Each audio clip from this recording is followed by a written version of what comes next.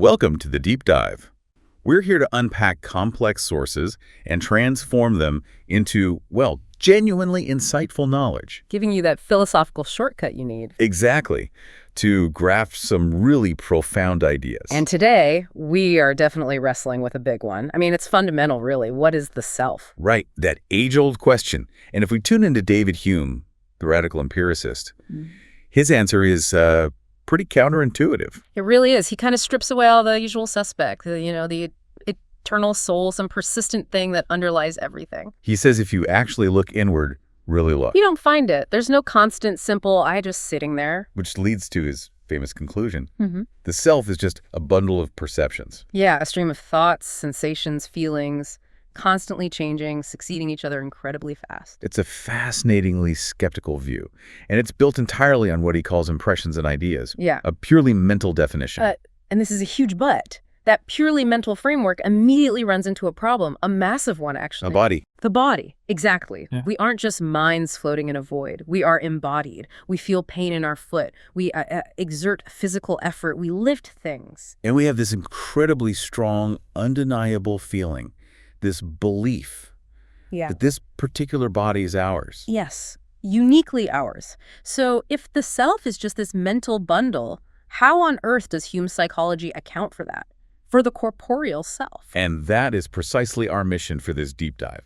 We're going beyond that famous mental bundle idea. You need to dig into the source material, into the treatise, to see how Hume actually explains this. Because he does have an explanation. It's this really ingenious three-pronged psychological solution. Right. We're going to unpack what we can call the intellectual, the affective, and the volitional mechanisms. These three different ways his system explains the belief. And it is a belief, remember the belief in the body, as well an inseparable part of who we are. It's not just one thing. These three aspects, these faculties of the mind, they operate together simultaneously. Creating and constantly reinforcing that sense of this body is mine. So we'll look at how the mind links things up, how our feelings direct our attention, and how our sense of agency, our will, plays a part. How it all comes together to construct the embodied person you believe yourself to be. Okay, so let's start at the beginning.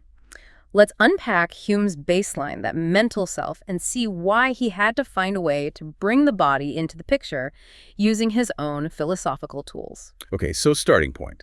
Hume's Treatise of Human Nature, Book 1 specifically.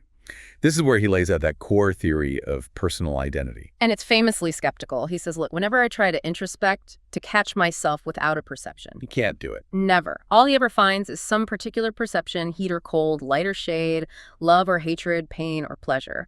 Never the self that supposedly has these perceptions. Just that rapid succession of mental events, discrete moments. He calls the mind a bundle or a collection of different perceptions that succeed one another with an inconceivable rapidity and are in a perpetual flux and movement. And the crucial point is it lacks simplicity. It lacks identity in the strong philosophical sense. There's no unchanging core I. Right. Earlier philosophers, especially rationalists, just assume there must be some simple, enduring soul or substance. Hume says the empirical evidence just isn't there. So why do we feel like a continuous self then, if it's just this flickering stream? Well, that's the work of the imagination. For Hume, the mind naturally bridges the gaps between these separate perceptions. Using those associative principles he talks so much about. Exactly. The big ones here are resemblance, grouping similar ideas, and cause and effect, linking things that regularly follow one another. So the imagination smooths it all out, connects a memory from yesterday to a thought right now. And generates what Hume calls a fictitious idea of personal identity. It's fictitious not because it isn't real to us, but because it doesn't correspond to a simple, unchanging substance. It's the history of our consciousness, memories, habits, maybe virtues or vices, all linked together by these mental habits. That's the mental self, the self as a kind of historical collection of conscious states. Okay, that makes sense for the mind part. But I still come back to the question. If he's so focused on this mental stream, why even bring the body up? Couldn't he just treat it like any other object we perceive, like this chair I'm sitting on, maybe just a very familiar, very useful object? You'd think so, wouldn't you? If the self is purely mental, the body should technically be external. But that's the conflict, the tension in his philosophy. Because our experience screams otherwise. Precisely. Hume, being the rigorous empiricist he was, couldn't just ignore that powerful, pervasive feeling of, baseball ownership over our bodies. It's not just my perception of the body, it's my body. And the sources show he recognized this. Even right there in book 1, while he's defining that mental bundle, he drops this really significant, almost casual remark. What does he say? He says, "It is evident that our own body belongs to us." Wow. Okay, evident. No. That's strong language for Hume.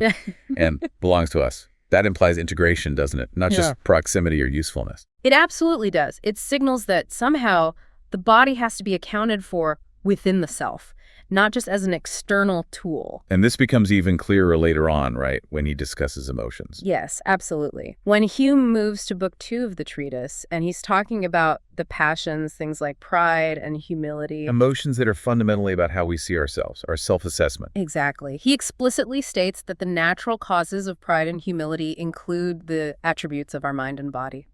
So the things I can be proud of. It's not just, say, my intelligence or my memory. It could also be your physical strength, Sure. or your agility, or maybe your appearance, how you look. Things that are undeniably physical qualities. Right. So the self, which is the object of the passion, the thing you're proud of, this self must be conceived as including the body. It has to be an embodied entity with physical characteristics. Okay, so that really shifts the ground. The question isn't if the body is part of the self for Hume, but how. That's the challenge. How does his psychological machinery, which is built entirely out of perceptions, ideas, and how they get associated, how does that machinery produce and sustain this incredibly powerful belief, this conviction that we own our physical selves? He needs a purely functional explanation, something his system can generate, not some appeal to metaphysics or soul. Exactly. He needs psychological mechanisms. And the first one, as is so often the case with Hume, involves the workings of the imagination. Which brings us to the intellectual aspect, how the mind thinks its way into owning the body. Okay, so the intellectual aspect. This pathway relies on the mind's basic function of organizing experience through association. How it connects ideas. Right. Hume argues that when the imagination observes two things constantly appearing together, one after the other, or just simultaneously. It naturally links them. It comes to expect them together. Yes, it associates them, often as cause and effect, or at least as being intimately connected, part of the same system. This is his famous idea of constant conjunction, isn't it? The absolute bedrock of how we form beliefs about the world beyond logic and mathematics. It really is. You see A followed by B again and again and again. And your mind just jumps to the conclusion, or maybe develops the habit of expecting B after A, or believing A causes B. Exactly. It's a fundamental habit of thought. So the question is, how does this universal mechanism apply specifically to binding my mind to my body? How does constant conjunction make me believe this flesh and bone is me? Well, Hume argues it applies because we are constantly observing an undeniable persistent co-occurrence, a parallelism between our internal mental states and our external bodily states. So it's like we're seeing two streams running side by side all the time. Precisely. Our mind is continuously experiencing mental events and bodily events happening in tandem, and the imagination, doing what it does, sees this constant conjunction and concludes, well, they must belong together. They must be parts of the same unified thing. The person. The person. This requires, as you hinted before, a kind of deep, ongoing self-observation. We're implicitly tracking how our mind and body interact, like two phenomena whose patterns we're constantly noting. Did Hume give specific examples of this constant conjunction? Yeah. Where do we see this parallelism most clearly? He did. He points to 3 really compelling areas where this mind-body synchronicity is just unavoidable. Okay, what's the first? The first is just the immediate moment-to-moment influence of the body on our thoughts and feelings. Hume notes how different dispositions of our bodies change our thoughts and sentiments. Oh yeah, we feel that constantly, like if you have a bad headache. Right. It's not just a pain located there, it changes everything. Your thinking gets fuzzy, your mood tanks, you lose patience. Your whole mental landscape shifts instantly based on that physical state, or being really tired versus being well-rested. Affects concentration, clarity. Absolutely. The connection is immediate and undeniable. So that's one constant conjunction. What's the second area he points to? The second is the broader developmental arc of human life.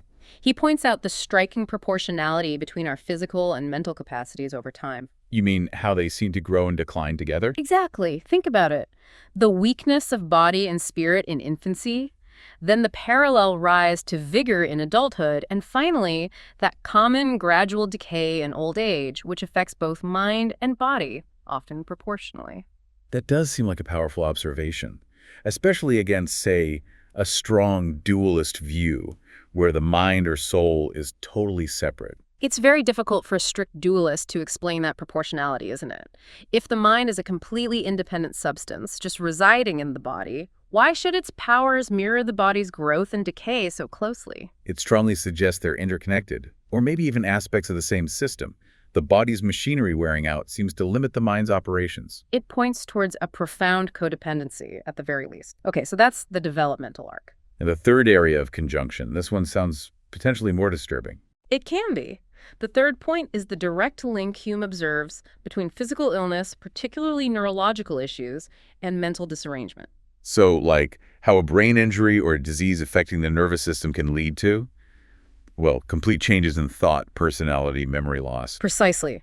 You see psychological chaos directly mapping onto physical disorder. A stroke, a high fever causing delirium, the effects of certain chemicals on the brain. It vividly demonstrates that the boundary we often imagine between mind and body is, well, maybe not as solid as we think. It seems permeable. Or perhaps, for Hume, even an artificial construct created by the imagination in the first place, trying to separate things that are experienced as unified. Okay, so let's pull this thread together. The imagination constantly sees these parallels. Thoughts changing with bodily feelings, mind and body developing and decaying in sync, mental faculties disrupted by physical illness. Witnessing all this, the mind performs its natural function. It makes that associative leap. It connects the dots. It unites the idea of mind and the idea of body into a single conceptual unit. Yes. And that unification, that intellectual linking based on constant conjunction, is the first major pathway to forming the belief that this body is an integral part of the self. It's a functional conclusion, isn't it? Not metaphysical. If they always act together, if they're always experienced together, the most reasonable conclusion for the mind is that they belong together. Exactly. The mind functionally links them because the overwhelming evidence of lived experience compels it to.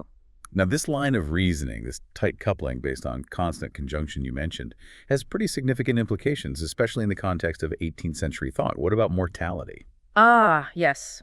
Hume draws a very stark conclusion here, one that directly challenged the prevailing religious beliefs about an immortal soul. How so? Well, if you've established that these two things, mind and body, are so strictly connected that every change in one seems tied to a proportional change in the other. Like the parallel decay in old age. Right. Then, Hume argues, the strongest analogy, the most rational inference based on experience, suggests that the total dissolution of the body, meaning death, must imply the total dissolution of the mind as well. Wow. So the very same mechanism, constant conjunction, that intellectually binds the body to the self during life, also provides the strongest empirical argument Hume could find for the mind's dependence on the body, and therefore its likely cessation at death. We believe the body is ours because it acts like it's part of us. And because it acts like part of us, when it ceases to function, we likely cease too. That's a heavy conclusion derived from just observing patterns. It certainly grounds identity in the ongoing functional integrity of the physical system. It makes consciousness empirically contingent. But, okay, this intellectual linking provides the unity, the conceptual glue. It explains why the mind logically concludes the body belongs to it. Yes. But it doesn't quite capture the feeling of ownership, does it? That intense sense that this body is mine, the special value I place on it? Exactly. The intellectual connection explains that they belong together, but not the urgency or the emotional significance of that belonging. For that, Hume brings in the passions. Which leads us to the second pathway, the affective aspect. Right, that makes sense. The intellectual side gives us the link, but the affective side, our emotions, gives us the value and maybe the exclusivity of that link. Precisely. This second pathway focuses on certain powerful passions. Hume singles out pride, humility, and also self-interest. Why pride and humility specifically? Because they are fundamentally self-reflexive emotions. Unlike general happiness or sadness, which can be caused by almost anything, the cause of pride or humility, Hume argues, must be perceived as parts of ourselves or something closely related to us. Okay, so if I feel happy because the sun is shining, the sun isn't part of me. But if I feel proud, the thing you're proud of must be intimately connected to your idea of yourself. It has to be conceived as internal, in a sense. this is where we need to unpack that famous and sometimes tricky mechanism Hume uses. The double relation of impressions and ideas. It sounds complicated, but it seems crucial for forcing the body into the self-concept here. It is crucial, but we can break it down. Think of it as two connections that both have to happen for pride or humility to arise. You need a relation between the ideas involved and a relation between the feelings or impressions involved. Okay, walk us through it. Let's use your earlier example. Say I feel proud of my physical strength. What are the two relations? All right. First, the relation of ideas. The idea of the cause, my physical strength, must be related to the idea of the object of the passion, which is always the self, me. And strength is clearly related to me. It's an attribute of my body, which I already intellectually link to myself. Right. So that relation holds. Good. Second, you need the relation of impressions. The initial feeling, the raw impression, produced by contemplating the cause, the pleasure I get from thinking about my strength, maybe how it looks or feels, must be related to the final passion itself. And how are pleasure and pride related? Hume argues there's a natural association. Pleasure tends to produce pride, just like pain or displeasure tends to produce humility or shame. They are naturally connected feelings. Okay, so both connections have to be there. The idea of strength relates to the idea of me, Andy. The feeling of pleasure from strength relates to the feeling of pride. Exactly. Both channels must be open. Now, consider something external. Like, say I buy a beautiful, strong car. I feel pleasure looking at it, and I associate it with myself because I own it. Right. You have the pleasure impression, and you have some relation between the idea of the car and the idea of you, ownership. But the car isn't an attribute of me in the same way my strength is. The relation of ideas is weaker, more external. Precisely. The connection isn't close enough. So the pleasure you feel from the car doesn't convert into pride. It remains simple joy. Ah, I see. So pride requires the cause, like the body's strength or its beauty or agility, to be conceived as connected with us closely enough to be truly integrated into the self-idea. Yes. The very possibility of feeling pride or humility about our physical attributes forces us to define the body as part of us beforehand.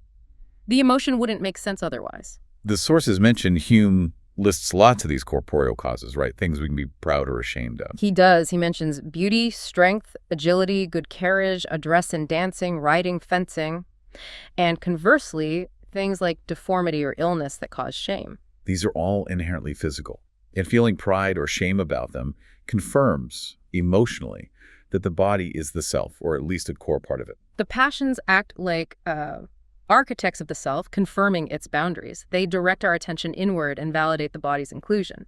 If I feel shame about a physical limitation, I am implicitly reinforcing my belief that this body is me. Okay, so pride and humility lock the body in emotionally. What about the other passion you mentioned? Self-interest. How does that work? Self-interest operates a bit differently. Hume doesn't analyze it with the same intricate double relation machinery, but it's incredibly powerful in reinforcing this corporeal ownership. Self-interest acts as this constant underlying force that directs our attention intensely towards anything, past, present, or future, that concerns our well-being, our survival, our comfort. It provides the urgency, maybe. The constant vigilance. Exactly. It's the effective engine driving our focus. Yeah. And since the body has already been intellectually linked to the self, self-interest automatically, intensely focuses on it. Its health, its pains, its pleasures, its vulnerabilities. Yes. We become acutely, sometimes morbidly, interested in every little ache, every sign of health or illness. Hume puts it very simply, doesn't he? Something about health and disease. He does. He notes that nothing is more fundamentally agreeable to us than health, and nothing more disagreeable than sickness. This intense, continuous, effectively charged focus on the body's state just hammers home the belief that it's uniquely ours. It's the object of our most vital concerns. It's like an effective filter ensuring we never mistake our body for just another object. The constant concern reinforces the ownership claim nonstop. Okay, so let's recap the pathway so far. The intellectual part uses constant conjunction to say, logically, mind and body seem to be one system. Right, provides the structure. The effective part, through pride, humility, and self-interest, says, and this bodily part of the system is incredibly important to me. It's a source of my value, and I care intensely about its condition. Adds the emotional weight and significance. The why I care. But leaves one more dimension. We've linked it intellectually, we've valued it emotionally. What's missing? The practical dimension, the actual experience of controlling and using this thing we claim ownership over. The feeling of agency. Ah, the power of the will. Let's move to the volitional aspect. All right, the third pathway, the volitional aspect. This is about the mind in action, the experience of agency. It centers on what Hume calls volition. How does he define that? He defines volition as the internal impression that we feel and are conscious of when we knowingly give rise to any new motion of our body or new perception of our mind. So it's that feeling of consciously initiating something, like deciding to raise my hand and then feeling that I made it happen. Exactly that feeling. That internal impression is, for Hume, our most direct, or perhaps our only experience of power or energy. It's where we get the very idea of cause, in a practical sense. I willed it, and it happened. Precisely. He says we are constantly conscious of an internal power that, just by a simple command of our will, seems to move the organs of our body or direct the faculties of our mind, thinking about something specific, for instance. This feels like the most immediate confirmation of selfhood, doesn't it? The feeling of being in control. It's incredibly powerful experientially, but there's a catch, isn't there? With Hume, there often is. Right. He's also famously skeptical about whether we truly understand how the will works, isn't he? Extremely skeptical. He argues that while we experience the volition, the command, and then the movement, the effect, the actual link, the mechanism by which a non-material thought influences a material limb, is a complete mystery. Utterly inscrutable. He says the means by which this energy transfer happens must forever escape our most diligent inquiry. How does mind stuff move body stuff? We have no idea. We just observe the conjunction, command, then movement. Okay, so if the mechanism is a total mystery, how can the experience of willing forward possibly reinforce our belief that the body is ours? Doesn't the mystery undermine the connection? It might seem like it would, philosophically, but for the practical purpose of constructing the felt self, the mystery of the underlying mechanism is actually irrelevant. How so? What matters isn't how it works, but that it works, and how consistently and exclusively it works for this specific body. Ah, the consistency and the boundaries of that power. Exactly. Experience is what teaches us the limits of our volitional power.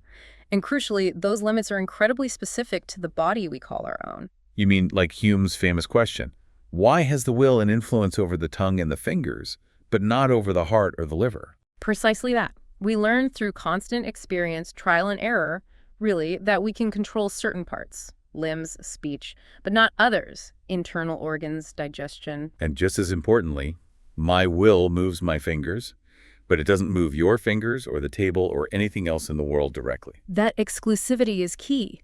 This repeated, consistent, successful experience of the will operating only on this particular body Provides a powerful, practical, highly localized reinforcement of ownership.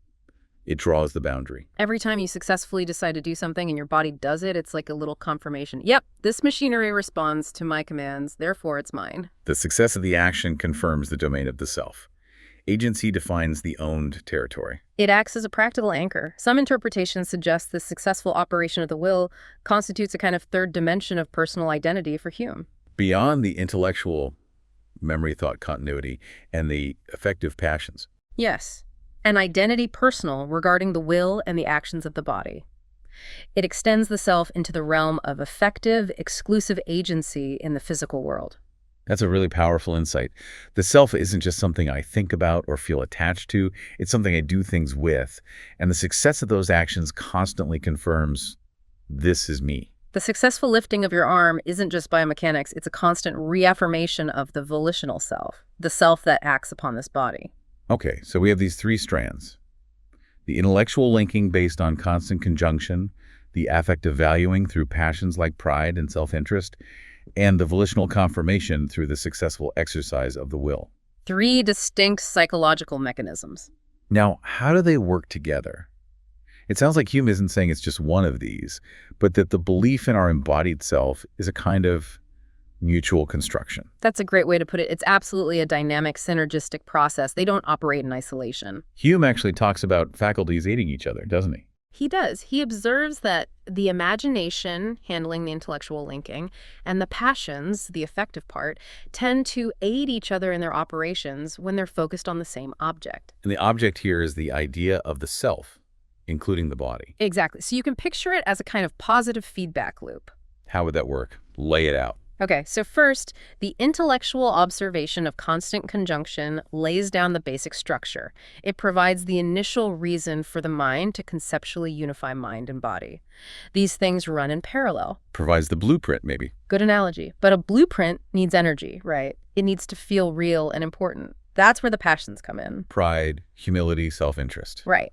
They inject tremendous vivacity, Hume's term for force and liveliness, into this unified idea of the embodied self. They make it feel immediate, intensely relevant, overwhelmingly significant to us. So the emotions make the intellectual link feel important. Deeply important. And then this heightened vivacity, this strong feeling of this is me and it matters. That likely influences the will, doesn't it? It makes us more inclined to act, to use this body we feel such pride or concern about. Plausibly, yes. And when the will is successfully exerted, when we act effectively using this body. That volitional success feeds back, confirming the ownership, reinforcing the intellectual link, see, it responded, and potentially providing fresh grounds for pride or satisfaction. It becomes a self-sustaining cycle. The cognitive linking, emotional valuing, and practical acting faculties are constantly interacting, mutually reinforcing, and together they build and sustain the robust belief that this specific body and this stream of consciousness form one unified, functional person. That multifaceted, constantly operating system is what gives the belief in the embodied self its strength and persistence in Hume's philosophy. Yeah. It's not based on one single insight, but on the ongoing collaboration of our core psychological functions. Exactly. It's a functional achievement, constantly maintained. Now, to really appreciate how neat, maybe how revolutionary, Hume's solution is, it helps to quickly contrast it with how other major philosophers before him tried to explain this feeling of bodily ownership. Good idea. Because Hume is offering something quite different, a dynamic psychological system. His predecessors often pointed to a single primary source for this belief. Okay, who should we compare him with? Descartes is the obvious starting point, right? The mind-body problem is almost synonymous with him. Definitely Descartes. In his Meditations, Descartes argues that our primary evidence for being united with our body comes from sensations, particularly painful or unpleasant ones. Like hunger, thirst, pain. He famously said these feelings teach us that we're not just lodged in our body like a sailor in a ship. Right, but that we are most closely joined and, as it were, intermingled with it. For Descartes, the raw feeling of bodily states, especially negative ones, is the proof of integration. Suffering tells you this body is yours. Okay, so sensation is key for Descartes. What about Locke? He comes after Descartes but before Hume. Locke takes a different tack. For him, the key is consciousness. In his essay concerning human understanding, he argues that the person extends as far as consciousness does. Meaning Any part of your body that is vitally united to that which is conscious in us makes a part of us. If you are consciously aware of the feeling in your fingertip, then that fingertip is part of your person. The boundary of the self is the boundary of immediate awareness. So Descartes emphasizes raw sensation. Locke emphasizes the reach of conscious awareness. Yeah. Both seem plausible, but they feel maybe a bit static. Yeah. Or reliant on just one faculty. They are powerful ideas, but they are somewhat singular explanations. Hume's real advantage, I think, is that he moves beyond relying on just one source. He kind of incorporates sensation and consciousness implicitly, doesn't he? They're part of the perceptions in the bundle. Exactly, but he embeds them within this much more dynamic, multi-layered psychological system involving three interacting and reinforcing faculties. So it's not just that we feel the body, sensation, or are aware of it, consciousness. For Hume, the belief is actively constructed through intellectual association, it's valued and made significant through our emotions, and it's confirmed and made practical through our agency, our will. Precisely. Let's take your example. Say you break your arm. For Descartes, the intense pain is the primary signal. This arm is intimately mine because its damage causes me suffering. Okay, and for Locke? For Locke, the fact that your consciousness now includes the pain, the feeling of the break, the awareness of the arm's immobility, that conscious experience defines the arm as part of your person right now. Right. Now, how does Hume explain it using his three strands? For Hume, the broken arm is yours because, 1, your imagination has always linked this arm's states and movements with your mental life, intellectual. 2, your self-interest now directs intense, anxious attention to its pain and healing, perhaps mixed with frustration or humility, effective. And 3, you directly experience the failure of your will to command it normally, highlighting the usual successful command you have over this specific limb, volitional. It feels much more comprehensive. It accounts not just for the initial feeling, but for the ongoing complex relationship we have with our bodies throughout life. Yes, it explains how the belief is constantly built, sustained, and reinforced through the interplay of our cognitive, emotional, and practical experiences. The embodied self isn't just a given, it's a functional achievement, maintained by the mind's relentless activity. Tag outro. So we started this deep dive with a puzzle. David Hume, the great skeptic, defines the self as just a fleeting bundle of mental perceptions. How could he possibly account for that bedrock belief we all have, this body is mine? And the answer, digging into his work, isn't a simple add-on. It's that the you who feels ownership over your body is itself a result, a sophisticated construction. Maintained by, essentially, 3 psychological engines working in concert. Your mind constantly linking the body's states with your mental states through association and constant conjunction. Your emotions, pride, humility, self-interest, demanding that this body be treated as uniquely valuable and central to your identity. And your will, through the experience of successful and sometimes unsuccessful command, confirming its exclusive control over this specific physical system. It's really quite ingenious. Hume shows the body isn't just an external container. It gets integrated into our identity through the sheer force of these ongoing psychological processes. The belief feels so strong because it's being reinforced from 3 different directions all the time. It's a triply reinforced functional necessity for navigating the world as a unified agent. And thinking about this functional construction, it does leave us with a rather powerful, maybe even slightly unsettling final question to reflect on. Well, if this sense of an embodied self is constructed and sustained by these ongoing processes, the constant conjunction, the successful willing, the emotional investment, what happens when those links start to fray or break? You mean through illness or injury, or maybe even just the effects of aging? Exactly. If, say, neurological damage disrupts the perceived parallelism between mind and body, or if paralysis silences the will's ability to command a limb, or if severe depression dampens that feeling of pride or interest in the body. Does the integrity of the self start to unravel too? That's the question. Does this complex mutual construction actually define the inherent vulnerability of our identity? Is the persistence of the self as we experience it ultimately dependent on the continued, reasonably successful functioning of the body and these psychological links to it? It certainly makes you think about what it truly means to be an embodied self, not as a given metaphysical fact, but as something actively, perhaps fragilely, constructed and maintained through continuous experience. A provocative thought to leave you with. We hope this deep dive into Hume's often overlooked corporeal psychology gives you a richer framework for considering your own sense of self. Thanks for joining us. We'll catch you on the next deep dive.